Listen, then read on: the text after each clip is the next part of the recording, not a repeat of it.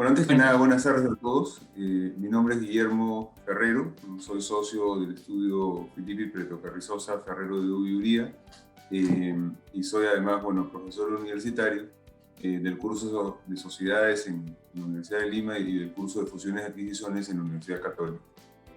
El tema que vamos a presentar el día de hoy es el de las opciones para suscribir acciones. Hola, soy Marliana Armengol, asociada senior de Filipe Prieto Carrizosa Ferrero de Bolivia y CEO y cofundadora de Legal Core.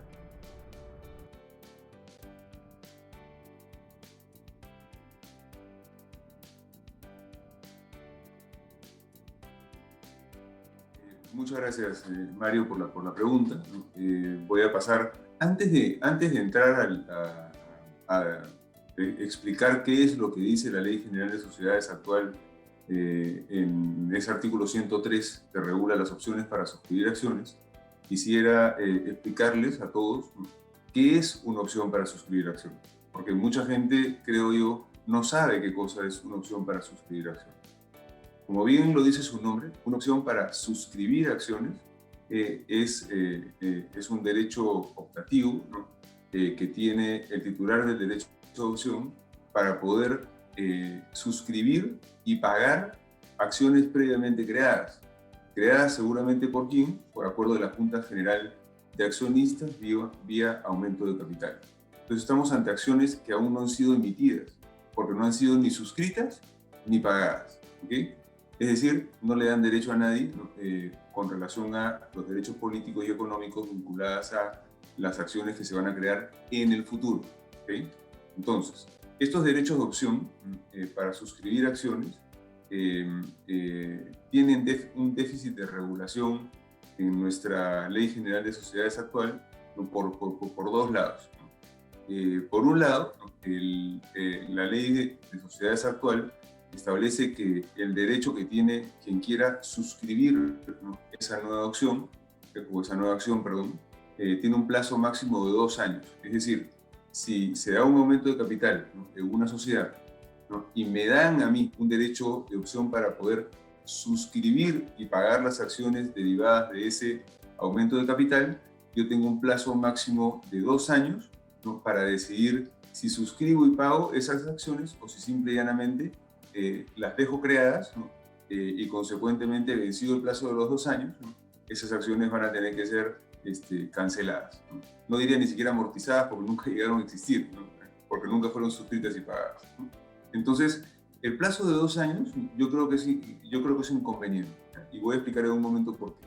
Pero hay un segundo inconveniente en la Ley General de Sociedades actual, que es que se requiere, según la ley, el voto favorable, ¿no?, del 100% de los accionistas titulares de acciones con derecho a voto, suscritas con derecho a voto, para poder crear estos derechos de opción para suscribir acciones. Es decir, no basta que el acuerdo de suscripción o que el acuerdo para crear las opciones que permitan suscribir acciones, ¿no?, que sea adoptado por una mayoría calificada. No.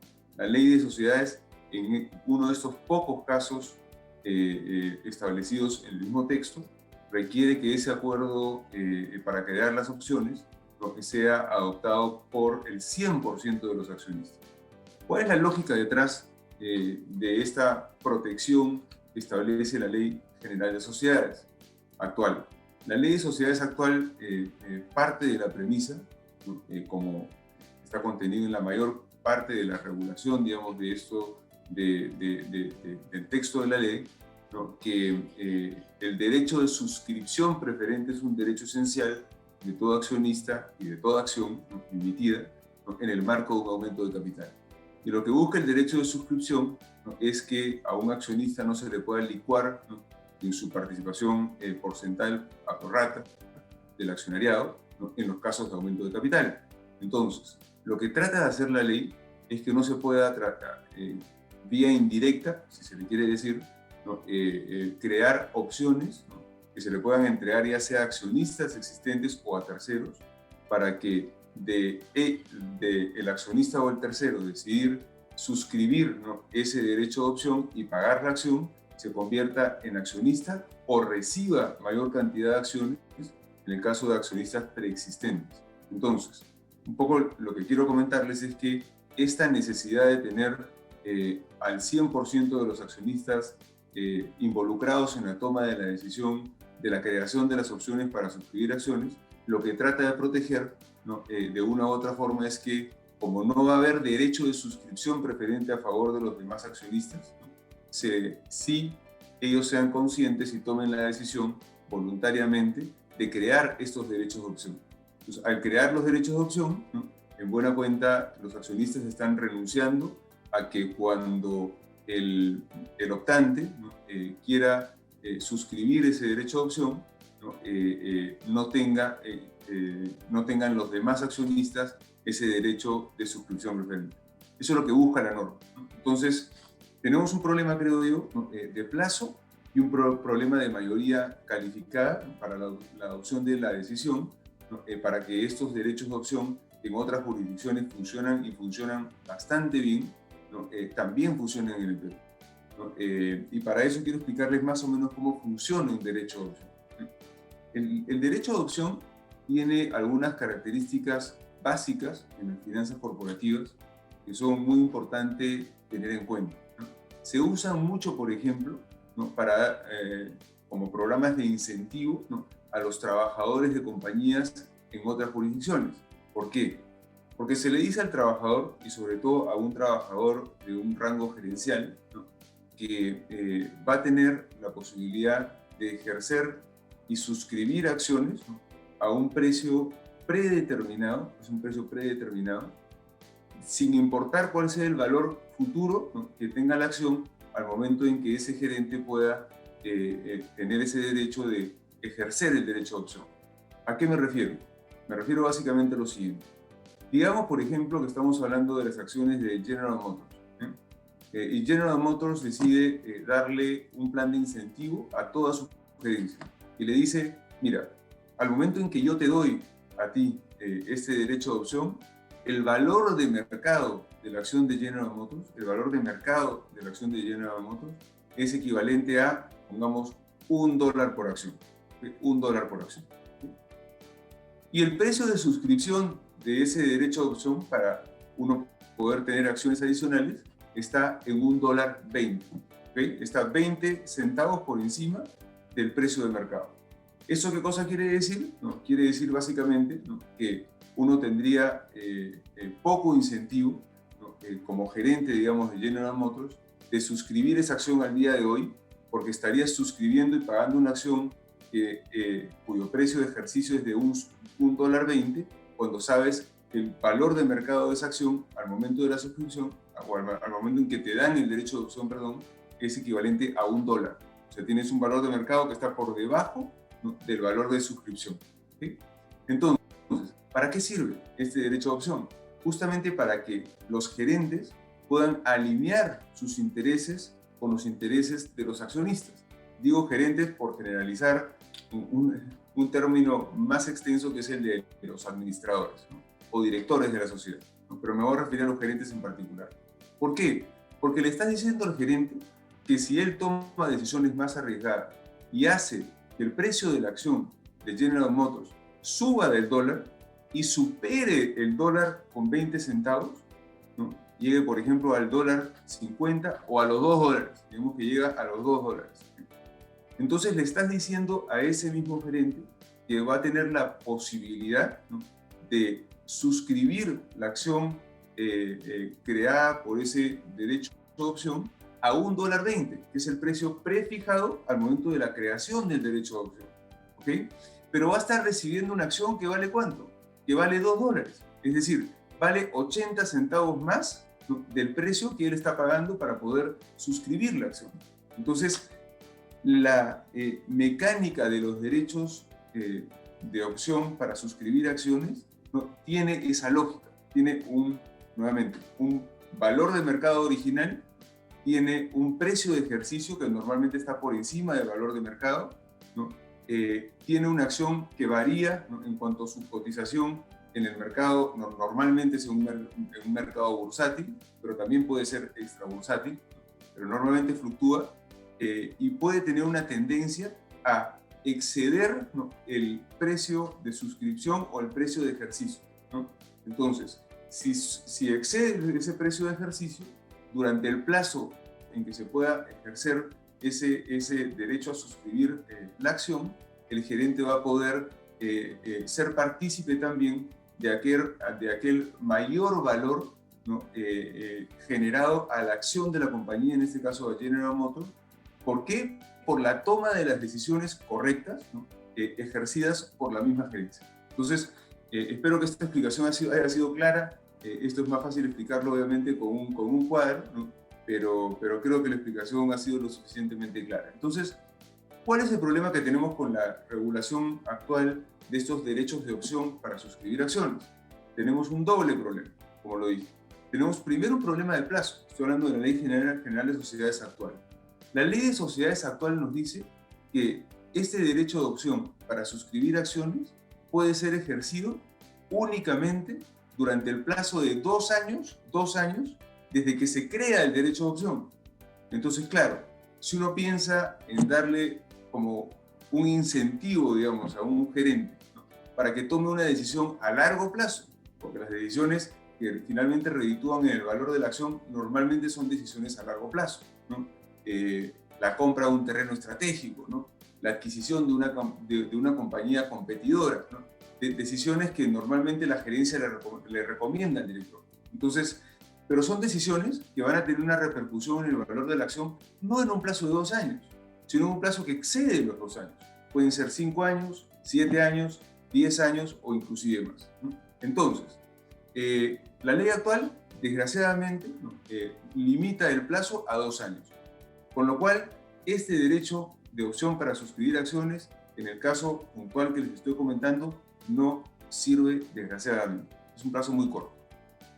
Segundo comentario, requiere necesariamente que todos los accionistas estén de acuerdo para poder crear el derecho de opción. Como ustedes saben, requerir el 100% de las acciones suscritas con derecho a voto es casi decirle a quienes quieren optar, digamos, por esta vía, ¿no?, que no lo pueden hacer. Porque realmente contar con ese nivel de aprobación, 100%, es muy, pero muy difícil. Y en la práctica, ¿qué sucede? Estos derechos de opción para suscribir acciones casi no existen, ¿no?, al día de hoy en la práctica societaria, mercantil y financiera peruana, ¿ya? Entonces tenemos esa doble problemática. Entonces, Mario. Soy de la opinión que la unanimidad me parece excesiva para aprobar este tipo de acuerdos. Yo también coincido con Guillermo que debería haber un régimen de mayoría calificada, pero adicionalmente sí me parece importante añadir también un procedimiento análogo a lo que existe para el derecho de suscripción preferente y que se cautele ese eventual derecho de suscripción preferente que se va a dar en caso se aumente el capital como consecuencia de que el optante ejerce el derecho de opción. Entonces, viéndolo desde esa óptica, sí me parece muy importante que si se va a generar un impacto al momento de ejercer la opción, existe esta posibilidad de que los socios o accionistas disidentes o que se encuentren en contra de la decisión puedan tomar estas opciones para no diluirse en los mismos términos y condiciones que se establece en la Junta. Eso por un lado. Luego, me parece sumamente relevante dar también la facultad y la atribución al directorio, a la gerencia general, a poder aprobar este tipo de instrumentos vía delegación de facultades, que tengan cierto margen de manejo. ¿Por qué? Porque este tipo de instrumentos también se utiliza mucho para levantar capital en temas de inversiones. Entonces, cuando una sociedad está buscando justamente inversionistas estratégicos, busca levantar este capital, necesita un manejo y quienes lo hacen son los administradores. No se puede esperar hasta que se apruebe por junta, que a veces no es tan sencillo, porque se puede caer la inversión, ¿no? Las cosas son mucho más ágiles, mucho más, digamos, a un ritmo que quizá todas las formalidades de la Junta no van a permitir y no van a acelerar este procedimiento natural de negociaciones y de fluidez en la inversión. Entonces, esta delegación haría que justamente se agilice estas negociaciones, haría que justamente las sociedades se puedan fondear de forma mucho más rápida en caso de querer ese tipo de instrumentos, ¿no? Como existe la delegación, de hecho no es nueva, ya existe para el aumento de capital, ¿por qué no también ponerla para el caso de la opción para suscribir acciones? Y como tercer punto, que también no es menor, la ley actual no contempla, de hecho, la participación de una clase de acciones que se podría ver vulnerada. Imaginemos que por Junta General de Accionistas, con los titulares de las acciones con derecho a voto, como lo dice la norma, aprueba opciones para suscribir acciones sin derecho a voto. ¿Qué pasa si a la fecha esa sociedad también tiene accionistas sin derecho a voto y se van a ver impactados? Bajo esa lógica, esta clase de accionistas y así cualquier otra clase que pueda verse vulnerada ante la aprobación de junta de una opción, debería también prestar su consentimiento, prestar su conformidad o en todo caso ejercer este derecho a adquirir las opciones de creer lo necesario, pero tener algún tipo de participación. A la fecha, la norma se queda en silencio y realmente ahí podría haber una vulneración en materia de derecho ante justamente un eventual aumento de capital, porque se pueden diluir y justamente se pueden ver afectados los derechos patrimoniales de estos titulares de unas clases especiales de acciones. Esos son los tres grandes puntos para esta primera parte. Creo que hay mucho por analizar, pero esos tres puntos me parecen sumamente importantes.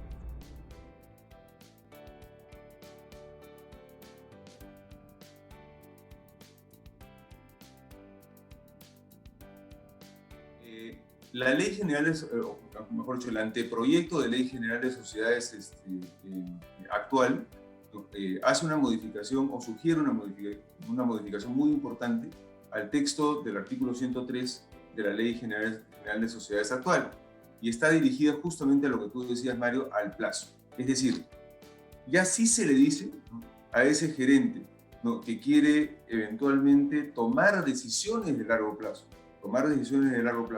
para que el valor de la acción tienda a subir por encima del precio de ejercicio o precio de suscripción de la acción, ¿no?, le dice, ¿no?, que ese derecho de opción lo va a poder suscribir, ¿no?, en acciones en un plazo de 10 años.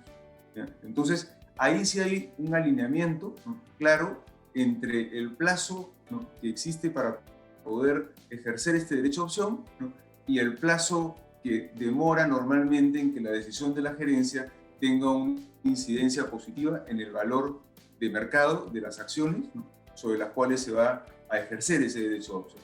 Entonces, yo suscribo y creo que es correcta, ¿no?, esta regulación del artículo 87 del anteproyecto de la nueva Ley General de Sociedades en cuanto al plazo.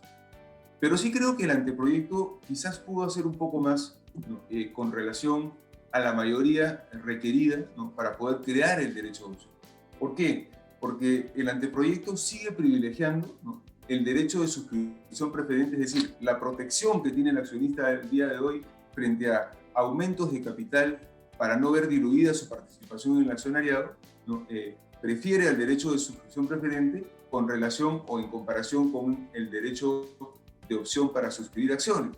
¿Por qué? Porque lo que nos dice el artículo 87 en esta materia en cuanto a la votación requerida, ¿no?, que se requiere el 100% nuevamente de accionistas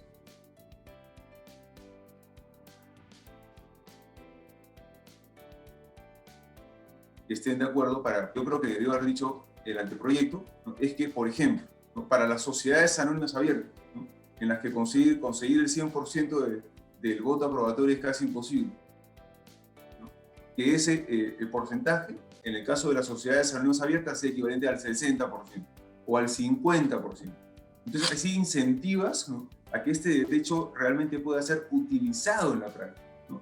Desgraciadamente, la ley, en el anteproyecto de la ley, ¿no?, en ese extremo, ¿no?, es exactamente igual, ¿no?, al contenido en la Ley General de Sociedades actual. No sé si... Sobre la segunda pregunta respecto a cuáles serían las novedades del anteproyecto, al margen del plazo, y que este puede ser renovado, el plazo de los 10 años, la verdad es que no hay mucha novedad en materia de la opción para suscribir acciones. Y eso es una pena porque creo que de verdad se ha perdido la oportunidad de flexibilizar esta figura y de adaptarse a una realidad totalmente diferente, en la cual se haga de este instrumento uno mucho más ágil, más flexible, en el cual las sociedades lo puedan utilizar realmente para diversos fines, sea para los fines que comentó Guillermo hace un momento, para darle incentivos a los empleados, sobre todo los C-levels, ¿no? O también, por supuesto, levantar inversión, como lo vengo diciendo. Entonces, sí creo que en materia de cambios es prácticamente la esencia de la norma anterior con este ajuste de plazo, y se perdió la oportunidad de dar también la facultad vía delegación al gerente o al directorio de poder hacer esto mucho más ágil. También justamente implementar un procedimiento a la par de un mínimo de mayoría calificada y no requerirse una unanimidad. Y finalmente, reiterando el tema, también darle protección en caso otra clase de acciones sea materia de las opciones, ¿no? Entonces, creo que ahí hay bastantes puntos por analizar. Sí me parece muy importante tener en cuenta estos temas, pero yo quiero dejarlos con una reflexión a modo de pregunta que de hecho hay que analizar y hay que ver más. Y esto está relacionado con la nueva realidad, ¿no?, el ecosistema de los emprendimientos, de las startups. Ahora hay muchísimas empresas que realmente los cofundadores son los que se encargan del proyecto y se encargan de la empresa y a los que les interesa la marcha del negocio. Y hay muchísimos inversionistas detrás que aparecen como accionistas, pero la verdad que lo único que les interesa es el rédito o la utilidad. Y eso no tiene nada de malo, sino que lo menciono como punto importante para ver qué tan relevante es hacerlos participar en la junta para este tipo de instrumentos cuando lo que se quiere es levantar capital. ¿Por qué no simplemente comunicarles que se va a hacer un levantamiento de capital, una ronda de levantamiento de fondos, y darles la oportunidad que participen y que tengan un derecho como el de suscripción preferente, el que puedan tomar estas opciones bajo determinados términos y condiciones? Quizás es una postura algo radical que debe ser, por supuesto, analizada con muchísima mayor profundidad, pero creo que el derecho se tiene que adaptar a las nuevas necesidades.